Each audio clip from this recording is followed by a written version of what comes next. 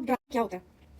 ये तुम्हारा एक मल्टीफैक्टोरियल होता है, multifactorial is a multifactorial disease. बहुत सारे कॉजेज होते हैं इसके। कुछ कॉजेज हम देखेंगे बाई इटियोलॉजिकल क्लासिफिकेशन।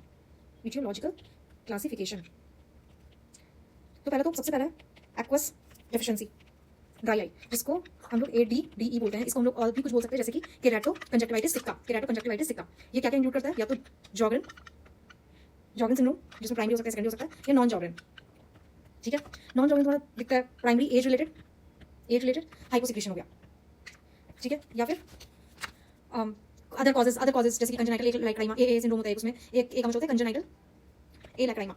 ठीक है, ऐसे हो गया। फिर इन्फिल्ट्रेशन हो गया लैक्रिमल ग्लैंड का, जैसे सार्कोइडोसिस हो गया या ट्यूमर्स हो गया। ये हो गया तुम्हारा एक्वस डेफिशिएंसी ड्राई आई। दूसरा है लैक्रिमल ग्लैंड डक्ट ऑब्स्ट्रक्शन। ठीक है, अब उस डक्ट का ऑब्स्ट्रक्शन हो गया, जैसे देखेंगे हम, ये लैक्रिमल ग्लैंड यहाँ से तो यहाँ पे ऑब्स्ट्रक्शन हो गया, तो ये तुम्हारे फ्लूइड्स आएंगे ही नहीं, कोई टीयर फिल्म बनेगा ही नहीं अच्छे से, तो इसलिए वो ड्राई आई होगा। ठीक है, या फिर कोई हाइपोसिक्रेटरी स्टेट हो गया,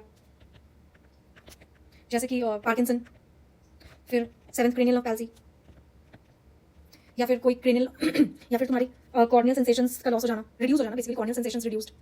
अब जैसे कि कोई कॉर्निया को इरिटेट कर रहा है, कोई भी फॉरेन बॉडी सेंसेशन कुछ भी होता है, तो तुम्हारी टीयर फिल्म की वजह से वाटरिंग ऑफ आईज होती है। ठीक है, लेकिन अगर कॉर्नियल सेंसेशन रिड्यूस हो गया तो कोई भी इरिटेशन या कुछ भी उसको फील नहीं होगा, तो जिस कारण से ड्राई आई हो जाएगी। या फिर कोई अदर कॉजेस जैसे कि मीक सिंड्रोम, डायबिटीज तो हर जगह कहीं भी आ जाता है। ठीक है, पहला हमने पढ़ा एक्वस डेफिशिएंसी, ये पहला एक्वस डेफिशिएंसी था। इस एक्वस डेफिशिएंसी में ये नॉन जॉगरन जो था ना, ये नॉन जॉगरन के केराटो कंजक्टिवाइटिस सिक्का में जॉगरन और नॉन जॉगरन में ये तुम्हारा पहला है, ये दूसरा, ये तीसरा, ये तुम्हारा 1, ये पहला, ये दूसरा, ये तीसरा। अब आते हैं हम लोग 2 में। ये तुम्हारा मेबोमियम ग्लैंड डिजीज रिलेटेड इवैपोरेटिव, मतलब वो जो टीयर फिल्म का जो थर्ड वाला लेयर था, दिस लेयर, ये तुम्हारा मेबोनियम जीज और मॉल ग्लैंड से बनता था। तो अगर मेबोमियन ग्लैंड का डिजीज रिलेटेड पैथोलॉजी है, ठीक है, meibomian gland disease related evaporative dry eye, ये तुम्हारे मेबोमियन ग्लैंड डिसफंक्शन हो सकता है, एज रिलेटेड हो सकता है, या फिर ये दूसरा तुम्हारा, इसका नाम था इवैपोरेटिव ड्राई आई।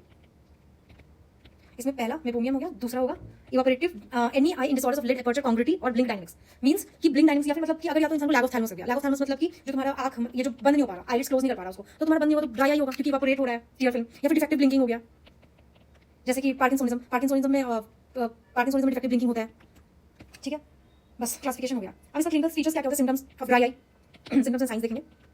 सिम्टम्स क्या हो गया? ड्राई मतलब ड्राई आई इरिटेशन होगा, फॉरेन बॉडी या सैंडी टाइप का सेंसेशन होगा, सैंडी टाइप सेंसेशन, क्योंकि बहुत ड्राई है ना वो, तो ऐसा याद कर लो, सैंडी टाइप सेंसेशन होगा। फीलिंग ऑफ ड्राइनेस लगेगा कि ड्राई है, फीलिंग ऑफ ड्राइनेस होगा, इचिंग होगा, आई सोर्स होंगे जो कि क्रॉनिक होगा। साइंस में क्या होता है? टीयर फिल्म साइंस देखेंगे, टीयर फिल्म साइंस, उसमें क्या होता है? Stringy mucus and particulate matter होगा, stringy mucus and particulate matter. जो मार्जिनल टीयर स्ट्रिप्स होगा वो रिड्यूस हो जाएगा और एब्सेंट होगा।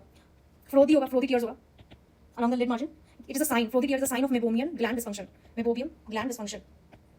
ठीक है, साइंस में अब टीयर फिल्म साइंस देख लिया हमने। टीयर फिल्म साइंस में stringy mucus, particulate matter and froth in the tears. उसका कंजक्टिवल साइंस हम लोग देखेंगे। कंजक्टिवल साइंस में वही लस्टरलेस होता है, क्योंकि ऑब्वियसली ड्राई हो गया है तो क्या शाइन करेगा, लस्टरलेस हो गया है, जेरोसिस होगा क्योंकि ड्राई है, केराटिनाइजेशन होगा, ये सब विटामिन डिफिशिएंसी में भी होता है, इसलिए यही सब होगा क्योंकि उसमें भी ड्राई होता है। अब इसमें रोज बेंगाल एंड लिसामिन ग्रीन स्टेनिंग होता है, रोज बेंगाल एंड लिसामिन ग्रीन स्टेनिंग ये पॉजिटिव होगा। ठीक है, हम पढ़ेंगे आगे टीयर फिल्म टेस्ट में। फिर आते हैं कॉर्नियल साइंस, ये तुम्हारा पंक्टेट एपिथेलियल इरोजन्स दिखेगा, इरोजन्स, पंक्टेट एपिथेलियल इरोजन्स, और लस्टरलेस होगा ये भी। इसमें भी रोज बेंगाल एंड लिसामिन ग्रीन स्टेन होता है, वो पॉजिटिव होगा। और साइन ऑफ पॉजिटिव डिजीजेस जैसे कि ब्लेफराइटिस, कंजक्टिवल स्कारिंग डिजीज जैसे कि trachoma, Stevenson Johnson syndrome, chemical Burns, ये सब दिखेगा साइंस।